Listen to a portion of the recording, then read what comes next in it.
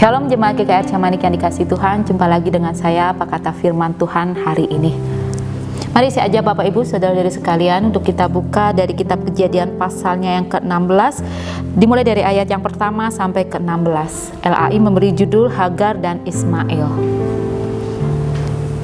Bacaan hari ini kita mau diajak melihat tentang kisah Hagar yang memutuskan kabur dari rumahnya. Memang tidak disebutkan di dalam bacaan apa yang menjadi atau secara detail penindasan apa yang telah dialami Hagar yang diterimanya dari nyonyanya. Tetapi jika Hagar sampai memutuskan kabur, itu menggambarkan situasi yang dirasakan sangat tidak enak. Sama seperti kita saat kita memutuskan sesuatu hal di tengah pergumulan hidup yang membebani kita. Tentu suatu keputusan yang benar-benar sudah kita pertimbangkan dengan masak, atau keputusan yang membuat kita ingin lepas dari penderitaan yang menindih kita. Sebagian besar bagi seorang perempuan tentu ingin merasa atau ingin bercita-cita merasakan hidup yang enak, membayangkan bisa beristri dan punya anak, lalu menikmati kenyamanan sebagai nyonya rumah dari seorang Abraham. Tetapi apa yang dibayangkan justru berbeda dengan realita yang didapat. Sesuatu yang manis ternyata yang dinikmati adalah suatu kepahitan.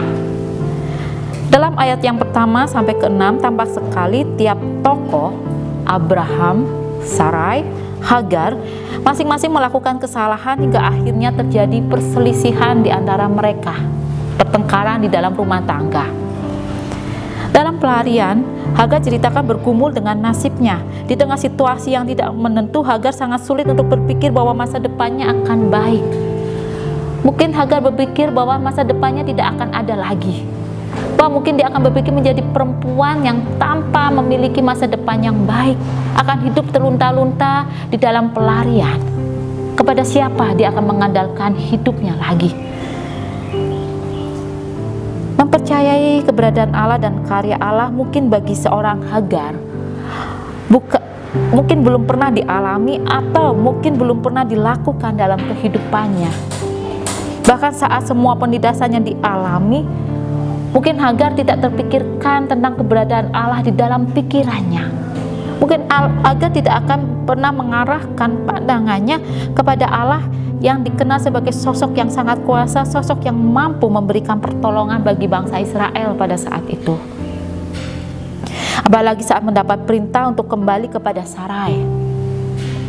Hagar mungkin berpikir, apakah perintah yang diberikan Allah kepadanya menjadi suatu perintah yang baik bagi dirinya? Ataukah keputusan yang akan diambil untuk menyerahkan diri, apakah dia akan bisa sanggup menjalani kehidupan untuk ditindas lagi oleh Sarai selaku nyonyanya? Tampaknya Allah mengetahui pergumulan hati Hagar yang tidak mempercayai masa depan yang jelas, belum tampak. Mungkin belum terpikirkan Hagar akan memiliki masa depan yang baik. Hagar hanya melihat dan merasakan kesakitan, penderitaan yang ada saat ini. Allah menyatakan kembali tentang kehadirannya kepada Hagar, seorang perempuan yang tengah mengharapkan pertolongan, seorang perempuan yang tengah mengharapkan kemahadiran dari sosok yang kuat, yang mampu menolongnya keluar dari penderitaan. Hagar mengenal sosok Allah. Hagar mengenal sosok Allah yang melihat, sosok Allah yang tidak tinggal diam terhadap nasib manusia, sosok Allah yang selalu berkomitmen untuk mengasihi manusia, sosok Allah yang sanggup memberikan keadilan yang tidak bisa dilakukan oleh manusia. Sebagian besar manusia memiliki sikap yang sama seperti Hagar, apalagi saat menghadapi dan merasakan situasi yang sulit secara beruntun. Pikiran jernih tentu sudah tidak bisa dilakukan lagi. Keputusan-keputusan yang bijak tentu tidak akan bisa diambil lagi. Bahkan saat kesulitan itu terjadi karena kesalahan sendiri, kesalahan yang dilakukan oleh sendiri. Untuk berpikir bahwa masa depan lebih baik adalah mustahil.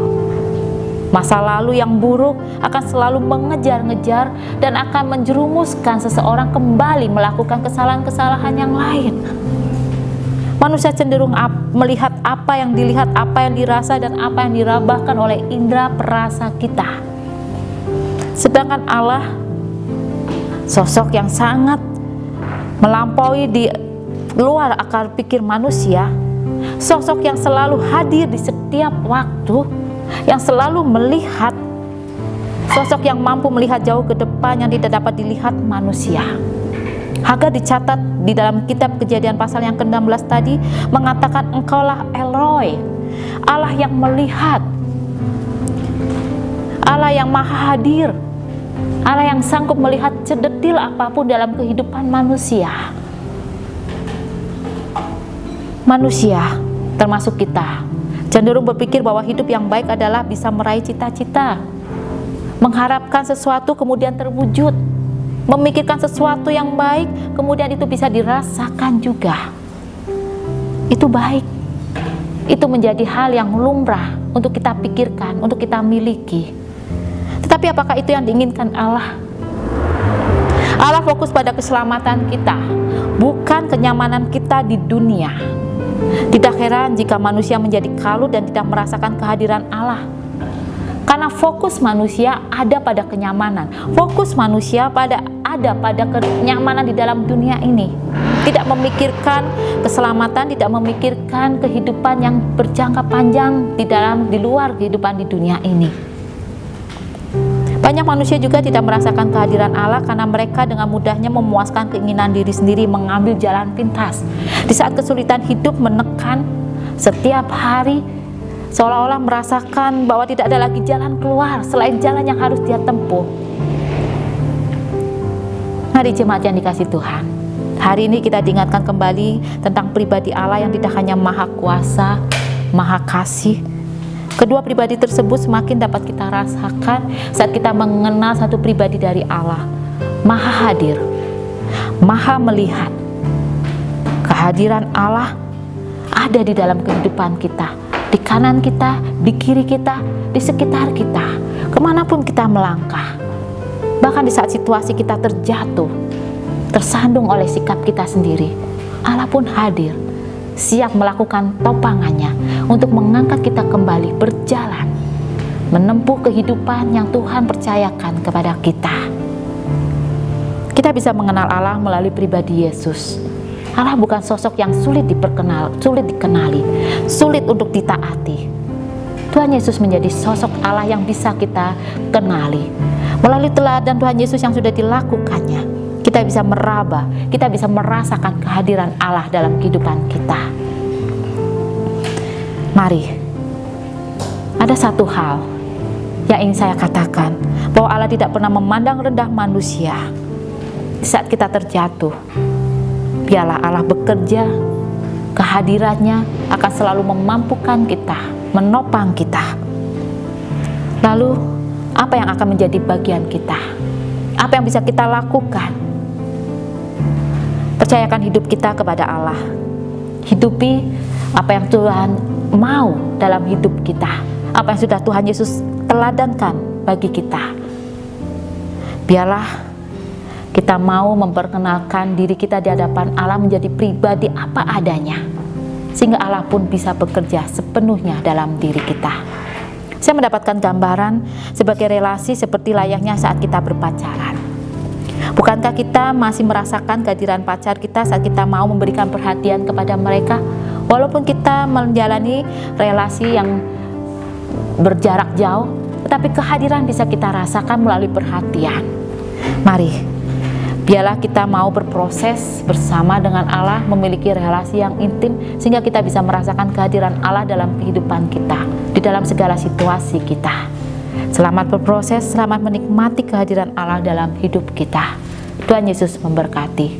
Amin.